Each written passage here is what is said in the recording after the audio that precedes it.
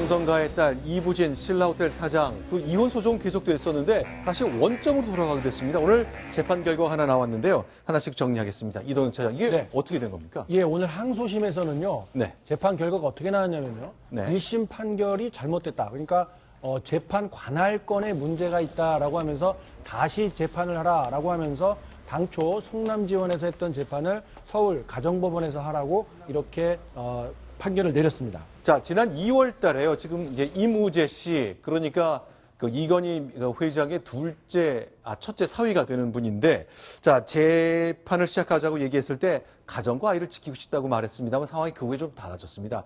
2월 달에 재판정에 들었을 때 모습 잠시 소개해드리겠습니다. 가정과 아이를 지키고 싶습니다. 항소심에서는 사실에 입각한 판결이 날 수 있도록 최선을 다하겠습니다. 재산 분할권 계획은 어떻게 되세요?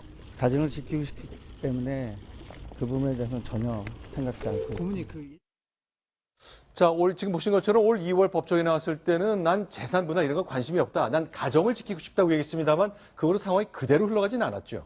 그렇습니다. 2014년 10월 소송이 제기돼서 네. 결과적으로 1심에서는 이부진 호텔신라 사장이 승소를 했습니다. 그래서 네. 본인이 원하는 대로 이혼을 할 수 있게 되는 것처럼 보였습니다만 네. 항소심이 시작되면서 이무재 전 상임고문은 1심은 무효다. 왜냐하면 네. 관할이 잘못됐다. 이 문제를 절차상의 문제를 제기하면서 항소심에서 저 부분을 계속해서 주장을 했고요. 오늘 관할이 잘못됐다는 거는 재판을 엉뚱한 곳에서 했다 그 얘기입니까? 맞습니다. 자세한 내용은 손수호 변호사께서 설명을 해주실 것 같고요. 네. 1심 판결이 어쨌든 잘못됐다라고 해서 오늘 서울가정법원으로 이송을 해라. 그래서 1심을 다시 해라. 이렇게 판결이 나왔습니다. 근데 궁금한 게요. 이제 네. 1심은 끝났거든요. 오늘 2심 판단이 나왔는데 네. 법원이 엉뚱한 대로 지정됐다는 이유 때문에 1심 것도 전부 다 없었던 걸로 하라는 게 오늘 발표인가요? 그렇습니다. 법상 당연히 그렇게 되는 것이고요. 아. 네, 이혼 소송이 가사 소송이지 않습니까? 이 네. 가사 소송을 관할하는 적용되는 가사 소송 법이 있는데 그 중에 상당 부분은 민사 소송 법 규정을 적용을 합니다. 준용하는데요. 그 민사 소송 법 규정을 보면은 이제 관할이 잘못됐을 경우에는 사실 2심에서 1심 판결이 관할 잘못했다라고 문제 제기를 못 한다고 되어 있습니다. 하지만 예외적으로 전속 관할의 경우에는 이제 그 이의 제기를 하고 문제를 삼을 수가 있는데요. 네. 그 이혼 소송에 있어서 관할이 어디냐, 어느 법원에서 재판을 첫 번째 1심을 했어야 되느냐라는 점을 전속 관할에 관한 문제이기 때문에 이번 2심 재판부에서 1심 판결을 취소하고 아예 사건을 서울가정법원으로 보냈습니다.